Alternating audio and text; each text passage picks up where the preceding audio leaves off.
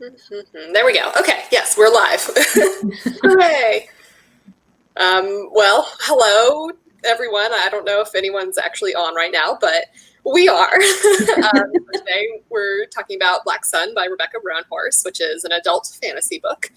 And yeah, I guess we can go around and introduce ourselves. I don't know. I mean, may as well. I'll start. I'm Kayla from Crack Into a Good Book.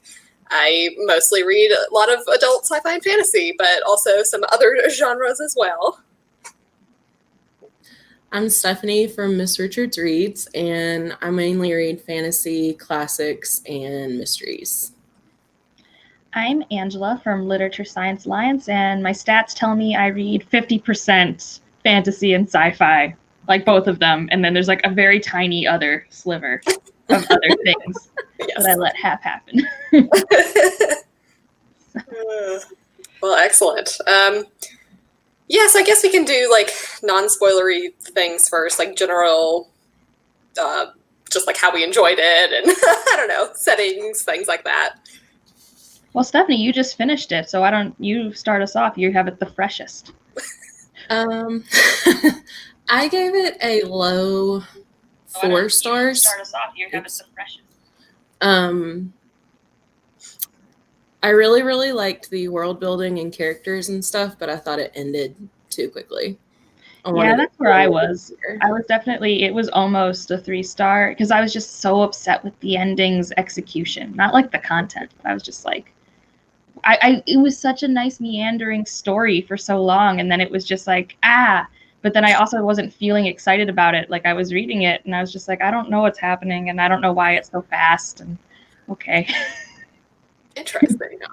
At least that's how my brain did. Yeah, I loved it. I agree with like it being a generally slower, like meandering story for most of it, but like I don't know, I was really involved in it the whole time, and like part of this, like I do kind of wonder if it's like, you know, I'm from Arizona, so a lot of like the pre-Columbian Americas culture is there, and so like I feel like I have this connection with a lot of Rebecca Roanhorse's writings, and the same thing with like the Six World series, like that I may be a little bit biased, but I loved this. Oh, I loved the world building because it's weird that you said Arizona for this because I was thinking a lot of New England area because I felt a lot of like the Iroquois tribes and stuff like that. So I felt she really did pull, and she pulled a lot from South America, and like I loved everything she pulled for, and the Crescent Sea. I loved all of that. I just like I wasn't ready for the ending when it showed up, and we had a countdown clock, right? Like the plot of it is like 5 days till convergence or whatever, and then the convergence happened, and I felt it was extremely anticlimactic. Like, it takes place over 5 pages essentially. It's like so quick. So I don't know. Like it's been a bit since I've read this. When did I actually read this? Back in October. Okay, yeah. I read it like 2 weeks before me. I read it in October. Yeah, so I think like I don't remember feeling like the ending was rushed. I mean, it's definitely like one of those things where I'm like, oh, I want to know what happens next and like keep reading the series. But yeah, I don't feel like I was disappointed or anything like that in the ending. I think like most of it, like I was with you, like I was enjoying kind of meandering in the story, and the book was like the story was this part, and then I felt like the ending was like this big. Yeah. And I just wanted it drawn out just a little more. I mean, I think part of it is also me as I've become like, just as I've been reading longer and longer in my life. Like, I mean, I still like, you know, the Sanderson's Sanderlanche at the end of his books. I still do like when endings pick up and are climactic, but I'm now more picky about it. Like, I don't just like fast speed endings just for the sake of it, because sometimes it just feels like it's too much and too chaotic, and like suddenly like you know what happens with Serapio at the end, we won't talk spoilers yet. It's just like we've spent so much time with him, and like I can buy into what he's able to do in that scene, but I wanted more of his introspective moments in that scene. Like we don't get any of it. We just get the pure, very third-party removed view of that scene on that where the convergence happens, and it just I felt like I didn't feel like it felt like it was supposed to be like the end of a movie for a cliffhanger for the next one, like kind of like Infinity Wars before Endgame. I felt like it was supposed to feel like that because it's supposed to be this big moment of change, and I just didn't feel that, which means it's a subjective thing. That something that was done just didn't do that for me, and it was annoying because I wanted it to because I was having such a good time. And it just abruptly ended. Like there wasn't any like falling action or any like resolution. No, which isn't necessarily a bad thing. But I can see, like you said in your video, people maybe waiting till the sequel if they want to know what happens next. Yeah. No, it was cool. I like I said in my video, because I did a review, is I really just wanted this to be a 600-page book, not a 400-page book. Because I really liked Okoa, who is a character who's not a main character in our cast. He's just like a part of the Crow tribe. What are they called? The Carrion Crow, right? Mm-hmm. And I thought getting his interaction with his like flying crow was super That was cool. awesome. I thought it was like a really cool perspective on like not the cultists, not the priests, but like the average carrion crow, but like he was also a leader. Mm-hmm. And I wanted so much more of him, but you don't get that much. And I really like Serapio, and her name's Sheila. I pronounced it Zayla for so long because Xibalba and like XI can be a Z or a she, and I didn't know which one it was. I got confused for so long. Oh, I But- pronounced it Ciala. But It is Ciala. It's like it's a SHXI sound. Yeah. Anyway. No, I really liked all the things. I just wanted more of the things. And I also, I guess my least favorite part was probably Narampa's stuff. I didn't find that intriguing, really. But I'm not a political reader, so that's probably why. But I just thought the politics that were there were kind of shallow. It was just, oh, obviously they don't like you, and Yeah. betrayal. So much betrayal. We didn't get much of her personality. I feel like, I mean, I actually liked her quite a bit. I feel like we were starting to get, I guess, like more of her personality when she, you know, well, I guess this is like mildly spoilery, but like when she's like going to go see her brother, right? Like we kind of learn more about, of course, I guess like we kind of learn about her background throughout the book a little bit, but like I feel like there we were just getting a lot more of her personality, and you know, I'm very curious to see what happens next. But yeah, I feel like I did like I'm totally blanking on his name again. Like you literally just said the dude and his crow. Okoa. Okay, yeah. Yeah, he was interesting. And then I don't know, I feel like I liked a lot of the characters here, and like I had a hard time, I think, picking out a particular favorite. But I did really like the friendship between like Serapio and Shiala. Serapio's for sure for me my favorite, because he was for me just the most interesting. He had that really interesting backstory. I mean, chapter 1 with him is my god, yeah. And I guess he's obviously written to be sympathetic, but you also know that technically he's maybe the antagonist of the story. And I thought that was really fun for my brain to think about how I feel about that. So I had an eye thing, and that ending or the beginning was a little brutal. Yes. It's a lot. And no warning. Like Yeah. I was fine, and then she took the needle, and I was like, I can't. But I had a thought and I can't think of it. Somebody else talk. Yeah, I guess just like with the beginning, you're definitely thrown into this world, and it was a bit shocking. Like I certainly wasn't anticipating reading that so soon, but I don't know. I ended up liking it. Yeah. No, I loved the first chapter. I loved the ship exploration. I really enjoyed that. There were so many things I enjoyed. Like I honestly, the first 80% of the book, I have minimal complaints other than the stuff with Narampa and the priestess. I felt like I think Narampa could have been more interesting to me. Like when we get her first scene, which is her backstory in the, I forget what it's called, slums of this place. Like I felt like if we got just as much backstory of her as we did as Serapio, that could have been really cool. Mm-hmm. But like we also like, it's interesting. Like I don't mind world building where we're thrown into the political situation. It wasn't that hard to parse out, but it didn't feel intriguing to me. It's just like, oh, this religious thing is trying to keep holding sway, and there's drama, and we already kind of know right from the beginning where she ends up, which normally really intrigues me. But I just felt like everyone she was up against was just like almost like mustache twirling villain. Like, what's her name? Like the lady, or something. Like, I don't know. I don't understand her full motivation. Like, it just started out where she hated her, and it's like, why? Which, like, obviously, I'm sure Rebecca knows why. Like, Rebecca Roanhorse knows why, and that's why I'd want it to be longer. Because if we had as many pages for whatever her name is, I can't remember her name, the young one who hated Narampa, whoever, who like worked behind her back and stuff. I think it was like Abba or something, but I can't remember. But if we had just as many pages for her as we had Okoa, I think that would have added just like the right amount of depth to the politics, whereas it wasn't just me just being like, oh, like it felt like our politics, which is not bad, but it just felt like, of course, like it was just not intriguing to me, I guess. And like, it took away from the ship voyage. I almost wish that like we'd had just Okoa to show us the cities and stuff like that, because we needed to know where we were going, and we just spent more time on the boat. And we never talk about the mermaid thing again, and that was so cool. Yeah, that was a big like, ooh, that was really cool. And then it was like, oh, okay. I think now that it's been 10 to 12 minutes, we're going spoilers now, but it was just so cool. That was really awesome. That was, I guess just like the crew's reaction to that was interesting, and then just like, straight up murder everybody on that boat because they are being shitty. So. No, I'm trying to remember.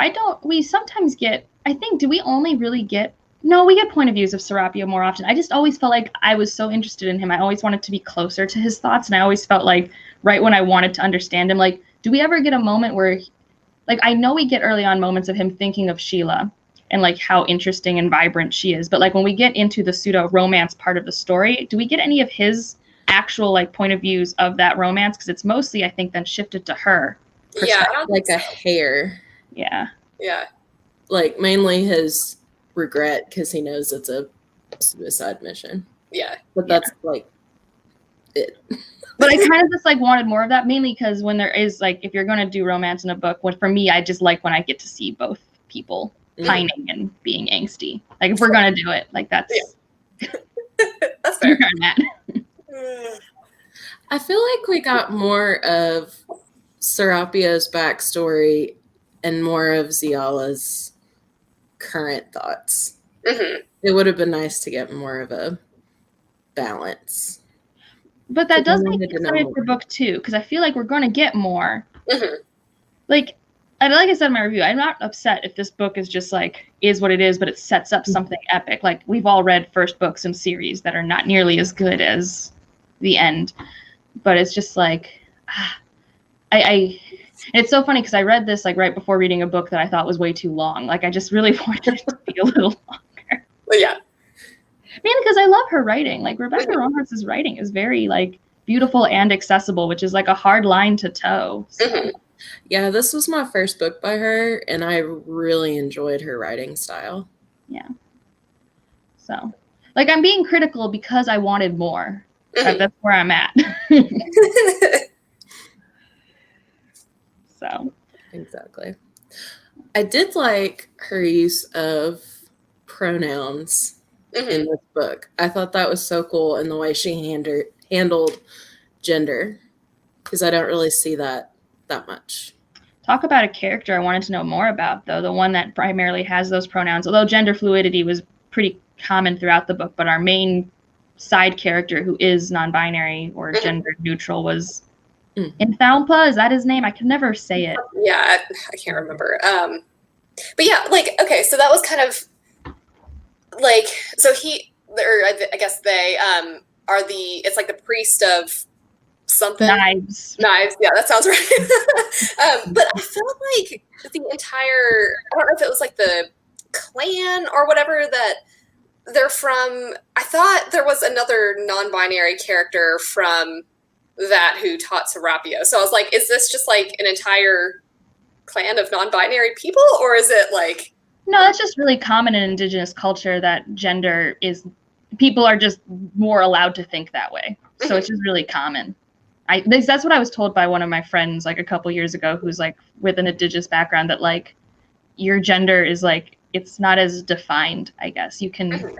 So I think because you have that space and, you know, she's pulling from those cultures, that like it's just more common. Because I think we met 2 or 3 other non-binary characters, but they were just people. But you're right. One of the trainers, I'm pretty sure, was gender neutral to some extent. But I hated all of them. So they were not great. Trainers were not great. When they kept trying to destroy his statues, I was just like, that hurt my heart. Yeah. I was like, leave it alone. There are other ways. Yeah. Well, and that's when I like decided, you know, if he just does go all evil mode, I'm on his side. It's fine. Yeah. Which also, like, I do think we're set up to think about it more, but we definitely don't know enough to really form the opinions about what is, quote unquote, the evil scenario. Like, we're told that we have old religions that kind of maybe have the carrion crow and the jaguars and like these other things, and we're told we have the new priestess who are maybe corrupt, as most common current regimes are, but we don't get like, and we know that like the society itself definitely has poor people and people at the top, so we know there's, you know, this gap. We don't really know if the era of the crow that we're entering in is actually that bad, other than we have this context of crows are bad, and everyone just like has this negative connotation towards it. But like, I feel like we have such like this small window into our current political situation that it's hard for me to be like, well, this is obviously a bad situation. Like, it feels like just a change. Yeah. Yeah. Yeah. Although I guess if we really don't have the sun, that is bad, because then plants. But fair. But it's unclear to me if this is actually an eclipse that keeps going forever or not. Does anyone really know? I have no clue. I don't know. I feel like my original impression was that it was not an ongoing eclipse, but like, I mean, literally, who knows? Well, it said it was the first one that happened in 400 years or something. Well, it's the first one that happened during the winter solstice, I think. Because remember, the last eclipse happened when he had his eyes sewn. So like that was like 15 years ago or something. 20, I don't know, an amount of years. I don't know. Like, I mean, I think that was part of the failings for me with the ending, is like I felt like a lot was happening, a lot that was obviously very important, but it went by so fast that I couldn't grasp onto the direness of the situation, sort of thing. And I just think that, like, I mean, I've only read her first Six World book, and that one kind of wraps up quickly too, but that one didn't bother me. So maybe this is just like part of her style, and it just didn't work well for me with this book. So, but like, I do feel like I remember so much about the beginning part because we spent so much time giving me buy-in as a reader as to why I should look at that. And in the ending, I'm not given as much of like a reason to understand why I should remember this one thing. So, I really hate when endings don't meet my expectations, guys. I'm like really rough about it. And I want to know, what was her name? Is it Zataya the witch? Oh yeah, I forgot about her. She covered Narampa's body in blood, and then they waited, and that was it. I'm pretty sure we're going to get a resurrection of Narampa. I think that was the whole point. I know, but I wanted to know more because the ending was so abrupt. Yeah, no, Koa just takes Serapio away, and just something. Maybe like the first week into this new regime. I don't know, something. Yeah.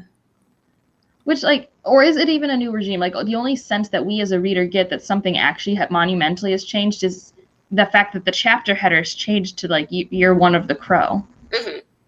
That was our big thing.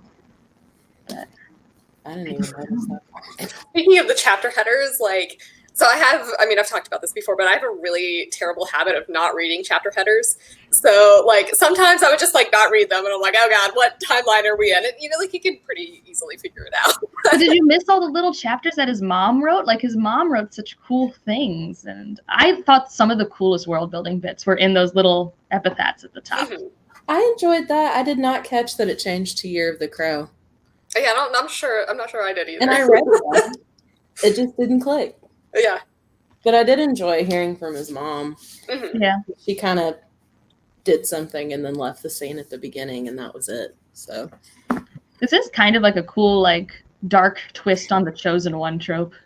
Yeah, that's for sure. Like, Yeah. she's just making him into the chosen one and is like doing some making some choices to make that happen. And his dad is like the worst. Oh yeah. Did not like his dad. Anyone ever get a good visual in their head of what Sheila's eyes looked like? They kept talking about how colorful they always were, and I was like, how would this look?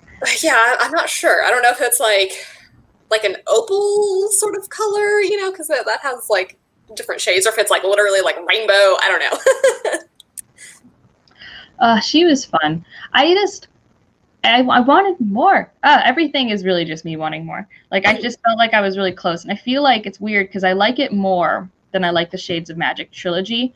But a lot of my complaints are similar to complaints I'd make about that trilogy, where it's like, I like Lila Bard, but I don't feel that connected to her because I feel like I need a bit more. And I can't really describe what that is, but I'm sure if you just wrote more down, I'd be fine.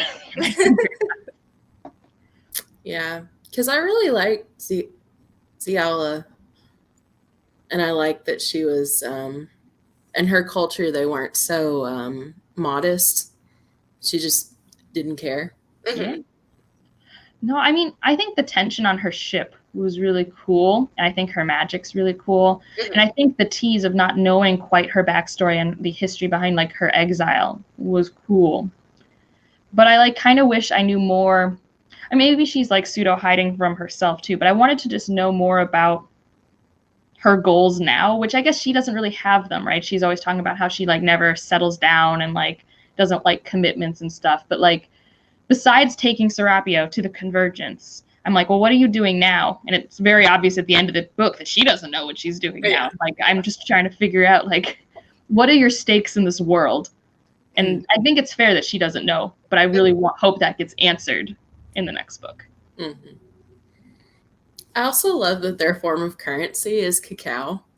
That's normal. That's like a very like Aztec thing. I think it's Aztec. Yeah, I think I that's just right. thought that was cool. Yeah. There's a board game I play, and the currency is cacao because it's based off. It's called Teotihuacan, and which is really hard to learn how to say. But you build a temple, and there's cacao. Because it's so precious. And yeah, I'm shocked that hot chocolate didn't become coffee, because both like cocoa beans and like coffee beans are like same temperament and like kind of just as important. But I think coffee just has more caffeine. Yeah. So it's just more addictive. Yeah. So what do you think? Do you guys think, like, I feel like I read this fairly soon after it came out, and like the hype wasn't really getting to me at that point. So I went in kind of not really knowing what to expect. And like, I wonder if that's maybe why I liked it more. Cause like, I feel like reading it later, there's, you know, obviously more and more people are reading it. And I feel like there was maybe a potential for people to be a little bit let down because of too high expectations, but I don't know. What do you guys think? Well, for me, I did know that the ending might be rushed. So it's not like I wasn't prepared for that.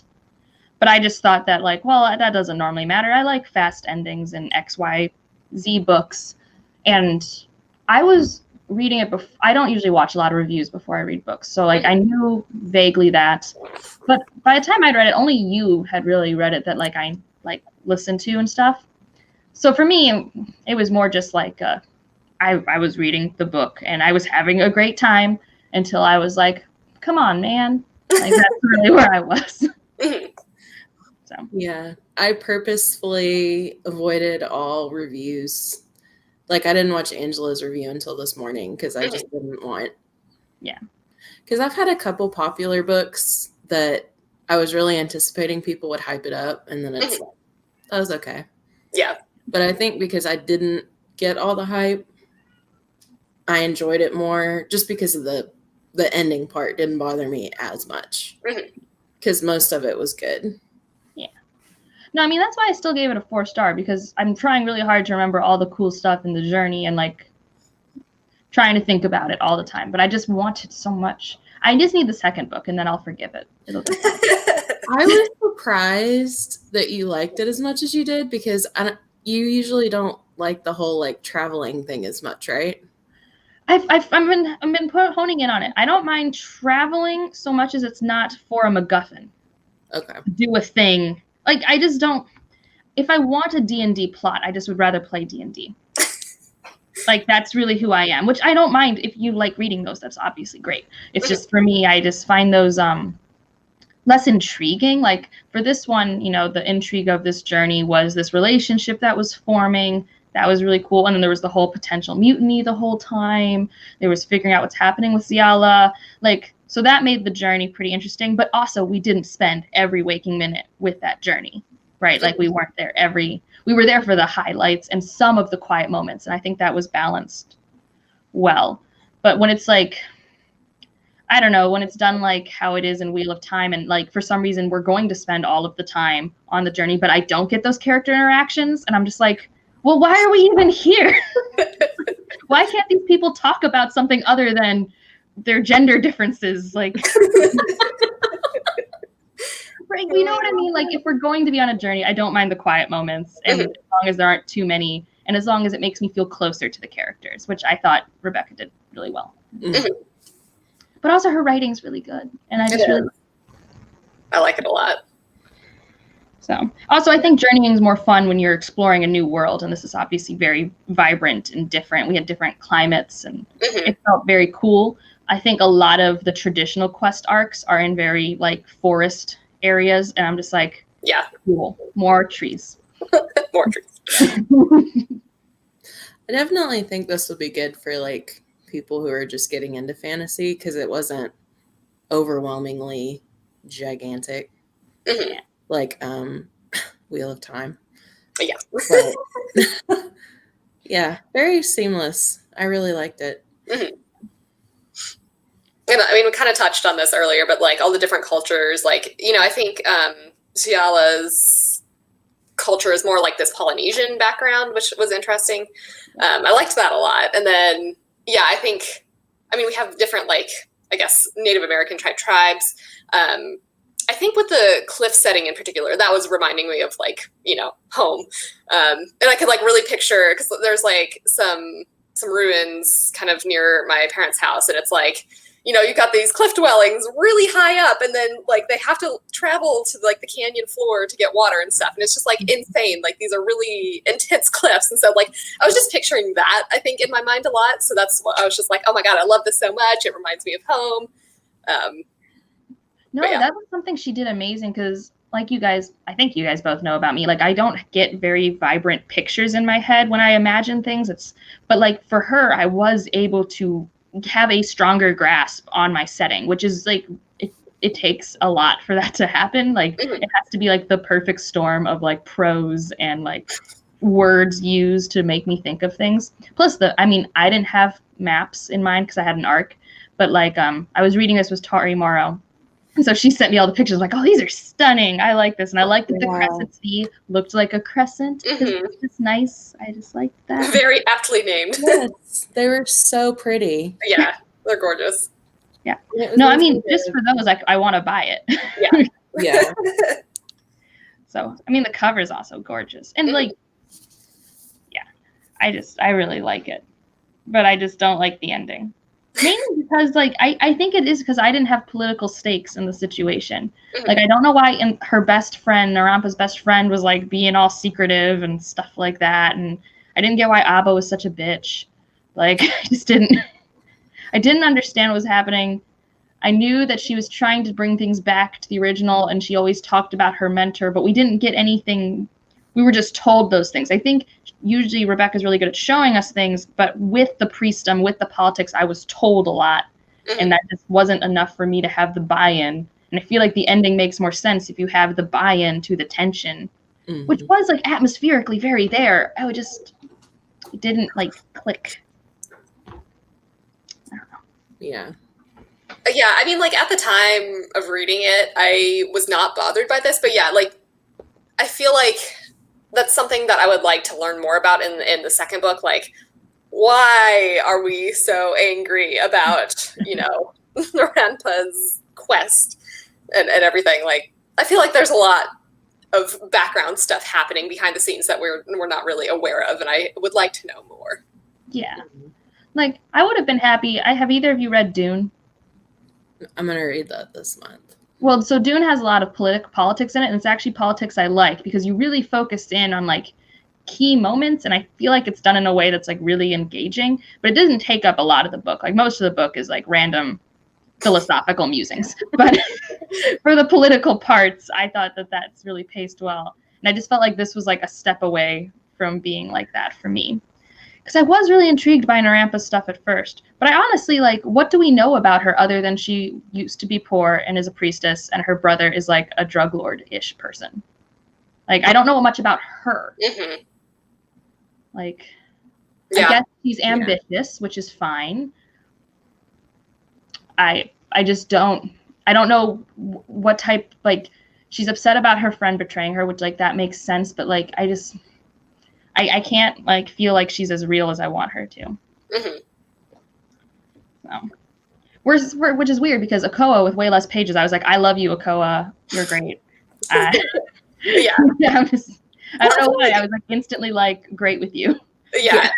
Of course, like, for me with him, you know, like, I like the giant crow companion. That's awesome. That's already a good step up. But I feel like we did get a lot more of, like, I guess, I don't know if it's necessarily his motivations, but, like, his background. We know that he has family members that are, like, high up, I guess, and, like, he's kind of questioning some things, and I don't know.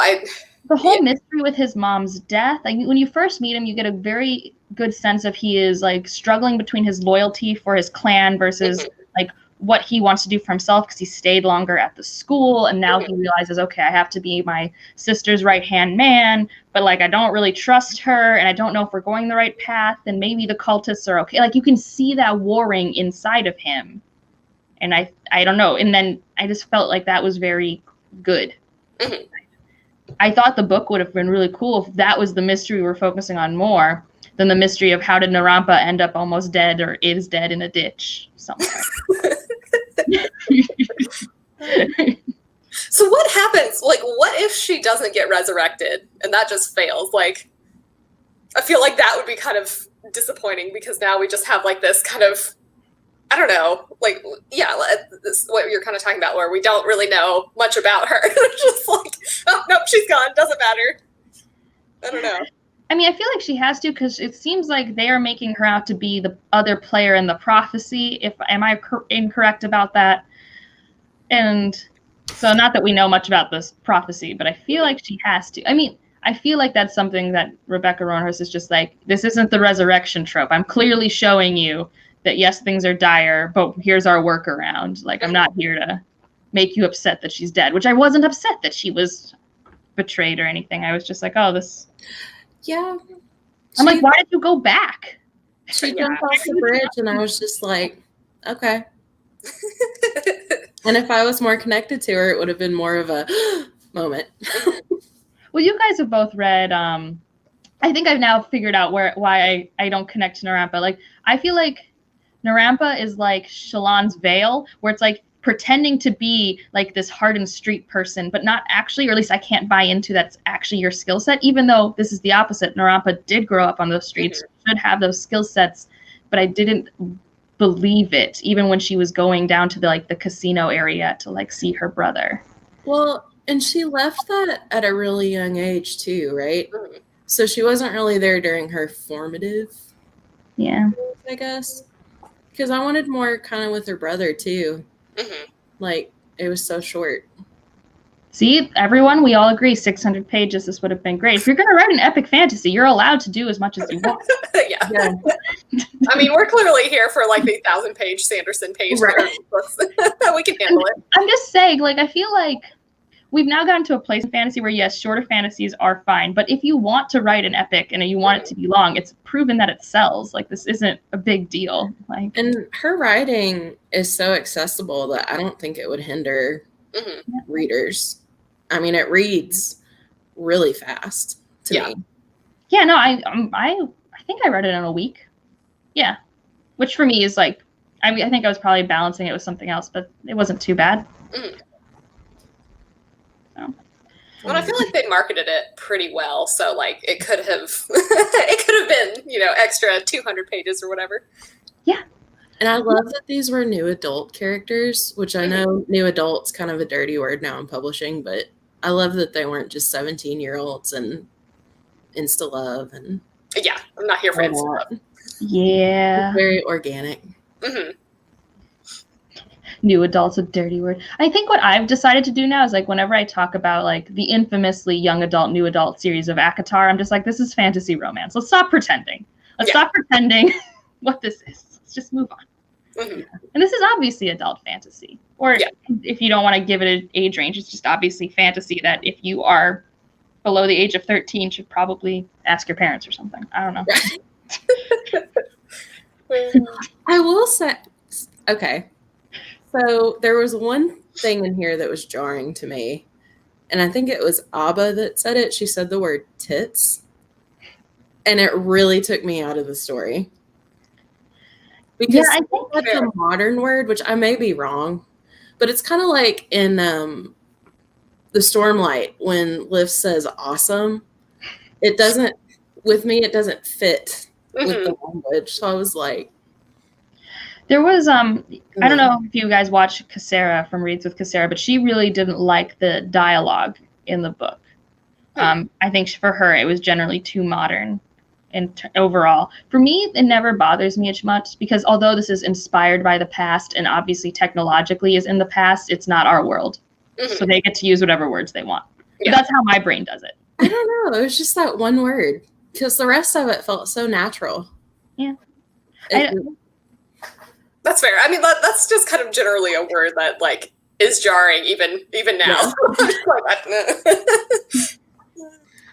Yeah, like even saying it, I'm like, yeah. We have a bar here that is called Tavern in the Square, which spell that out, and everyone calls it Tits. And they've been trying to rebrand, but it's a college bar. Yeah. Nope. Nope. It's over. And obviously when they named it Tavern in the Square, like they wrote it out like the capital T-I, like they, oh dear. They did it. Oh dear. That's a choice. So that's funny. Get that college crowd in there. Yeah. Well, right now the college crowd is still somehow finding ways to be loud during a snowstorm. I'm like, go home. Go away. Mm-hmm. We had a snowstorm in Boston. Not as bad as the snowstorm I was in Cleveland earlier this week. Oh, we got 2 feet of snow. It was so much snow. Yes. I wish I could have sent you a foot, Stephanie. I appreciate that. I had to go save my friend. I had to go on my own mission in an all-wheel drive car because their car got trapped at work. Oh dear. We weren't ready.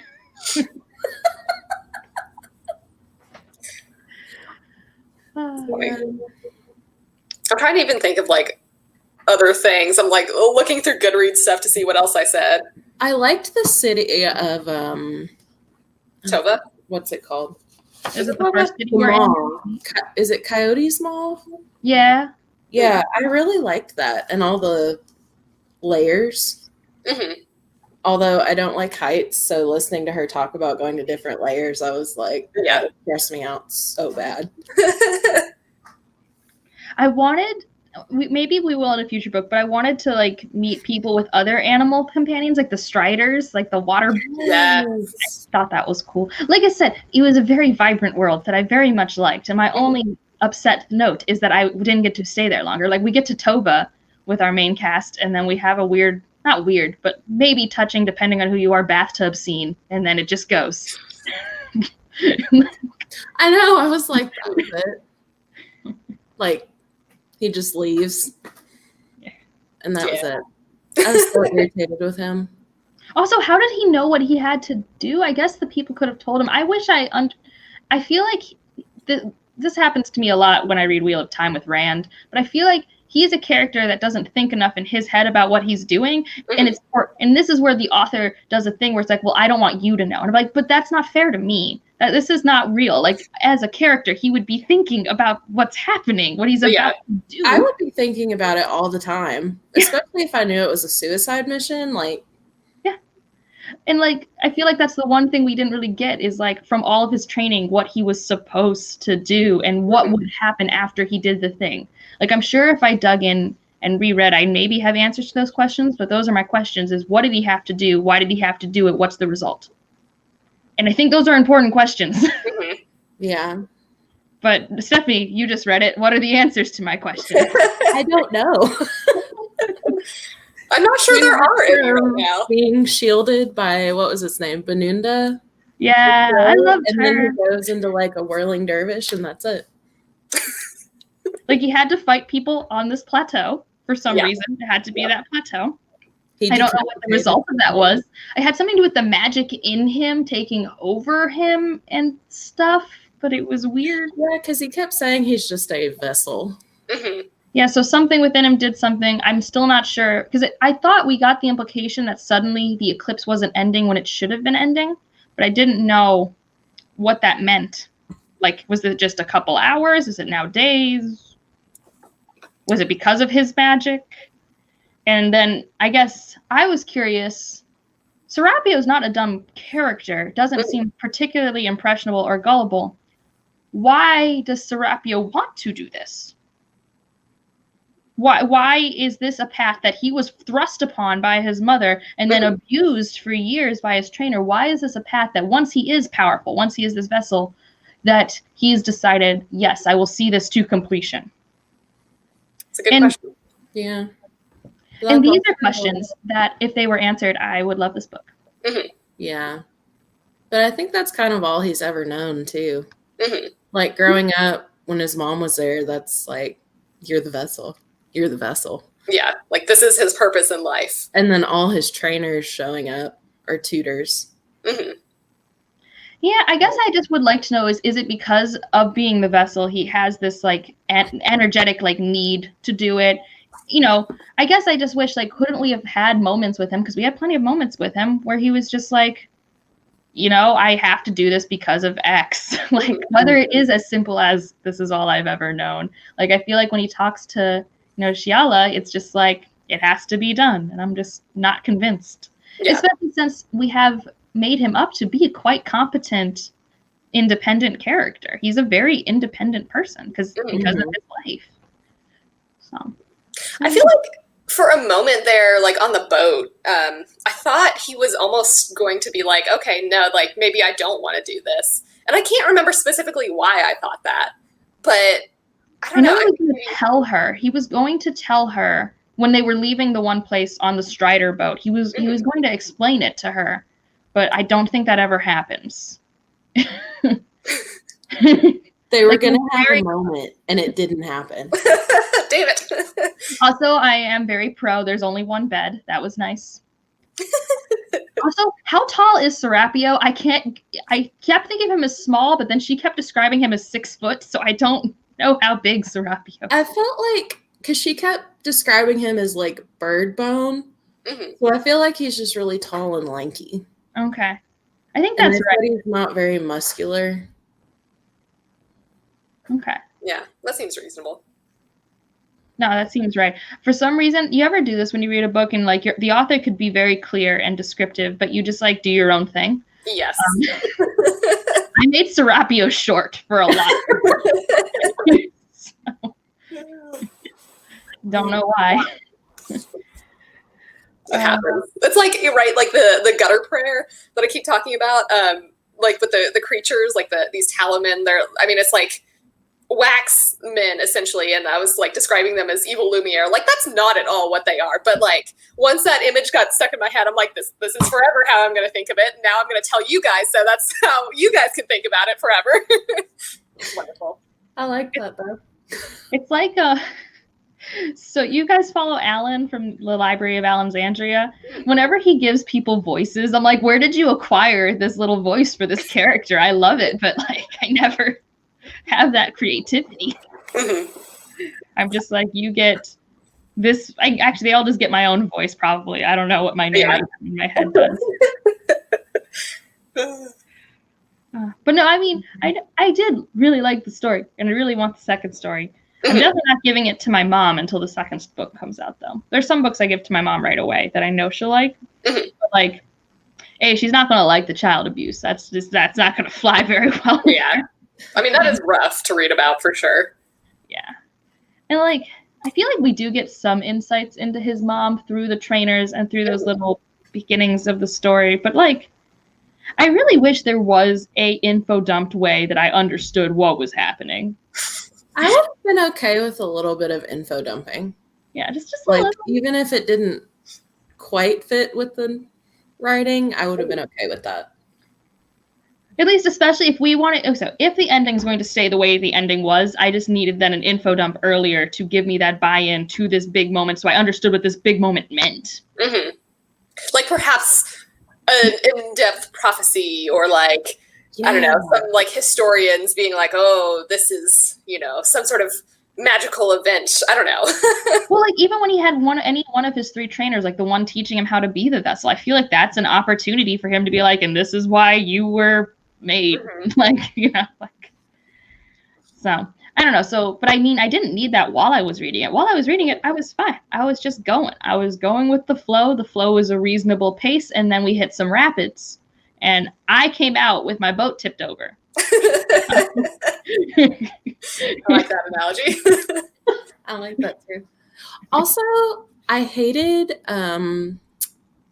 Lube and what was the other guy's name? I'm forgetting who Lube is, so obviously they were on the ship, and they're the ones that got thrown overboard, and she went and got them. Yes. And it's like, you really turned on her. Like, yeah. I was also upset about that. I was like, I was really happy when they died. It was like great. She tried. Yeah. And now you're gonna like be upset because she turns out to be a mermaid. Like, my God. Yeah. Like, slit her throat. She's evil, and it's like, what did she do to you? No, I was happy when Serapia was like, "I got this." Yeah, that was satisfying.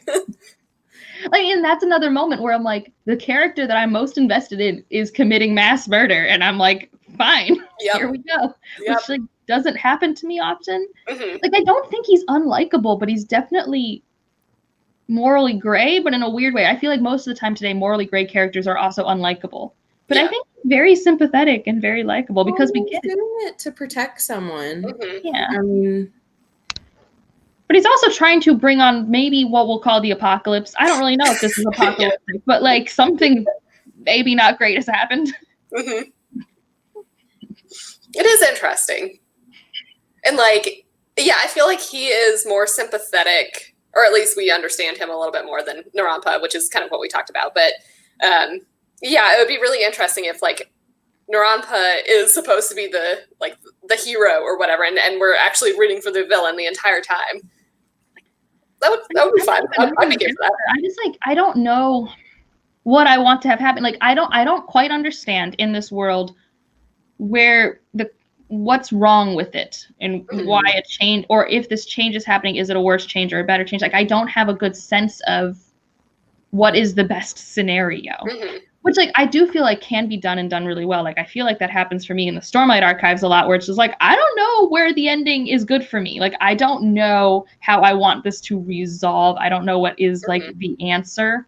But I feel like in that, I at least know where we started and came from. And here, I'm just like, okay, there's, there's wage gaps everywhere.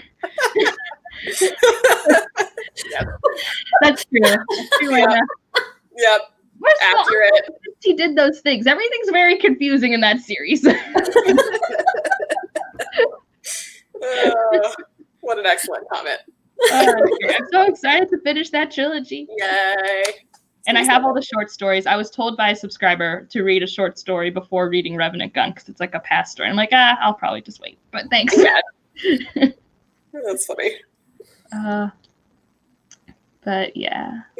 I'm not like against Narampa. I just can't bring myself to care. Mm-hmm.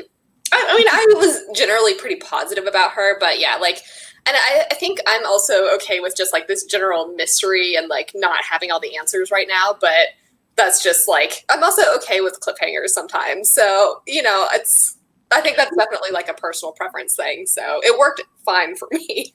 I think the cliffhanger's fine.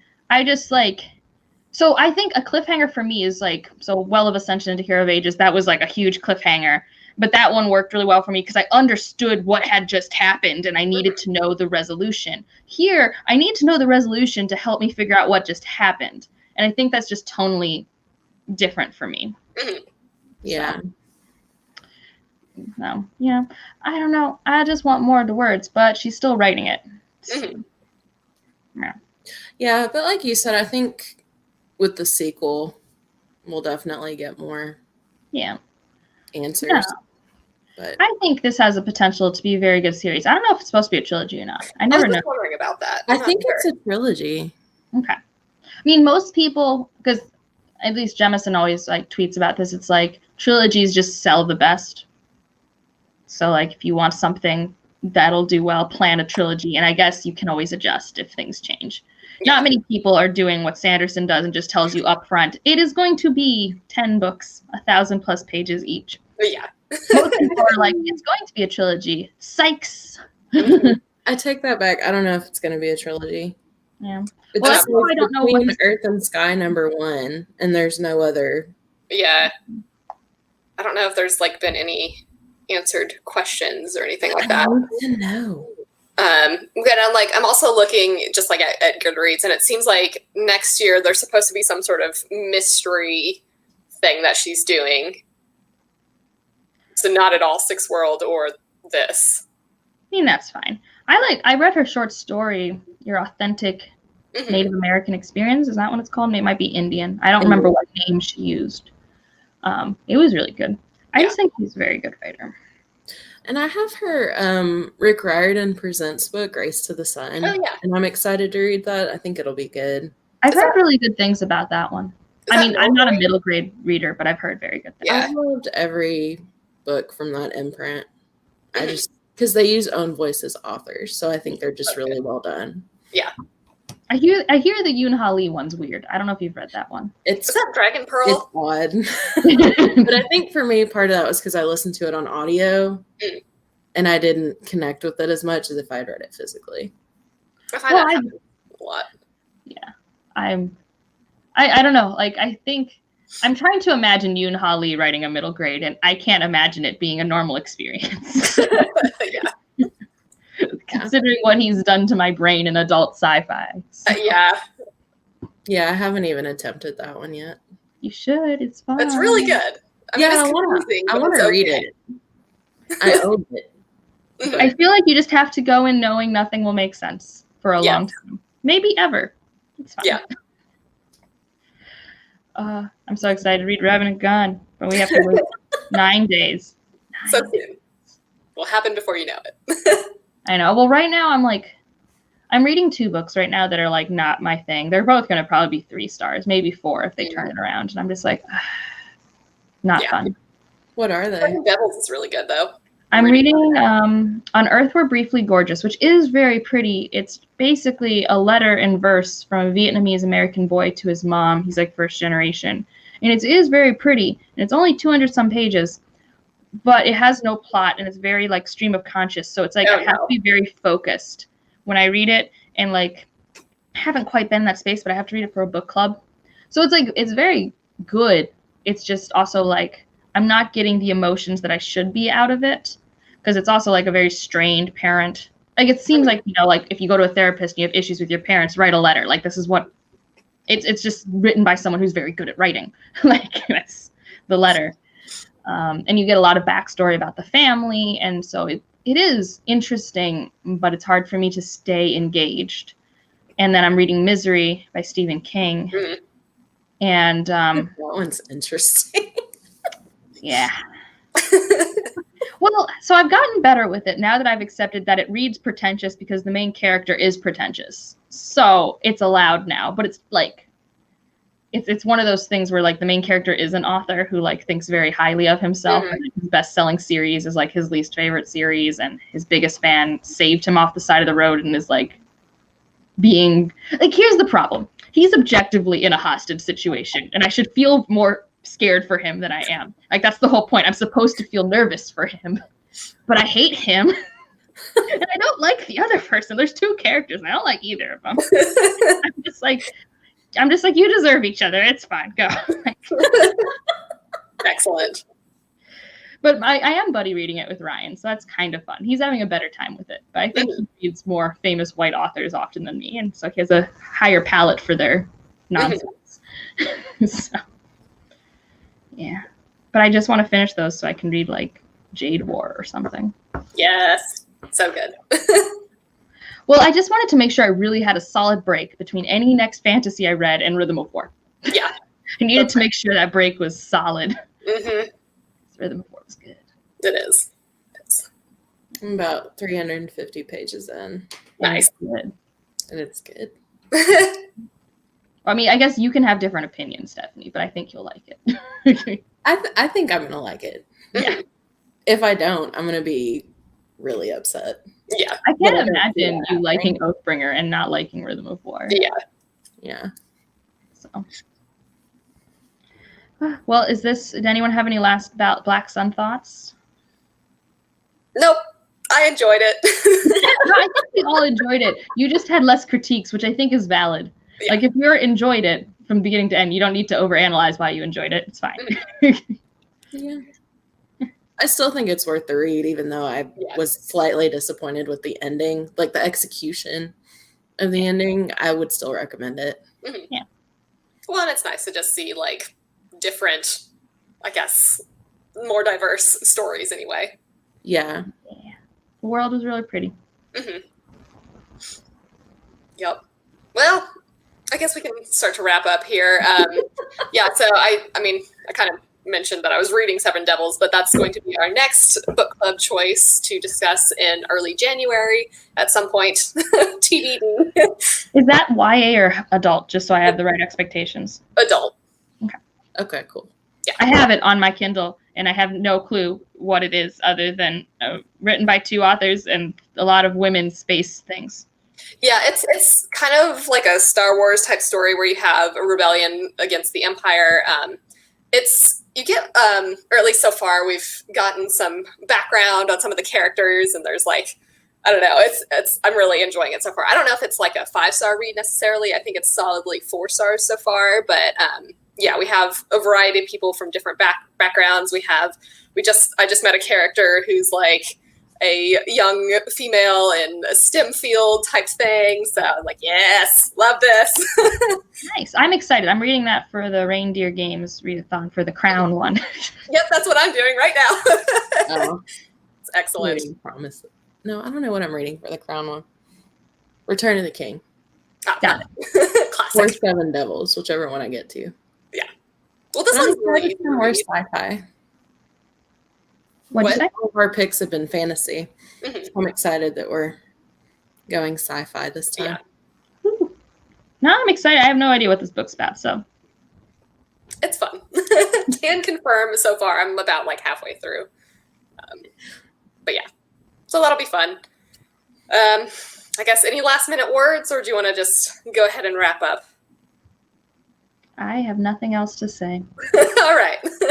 Cool. Thanks I think there's like been 2 people watching this, and Lena, I think, is one of them. Thanks, Lena. Yes.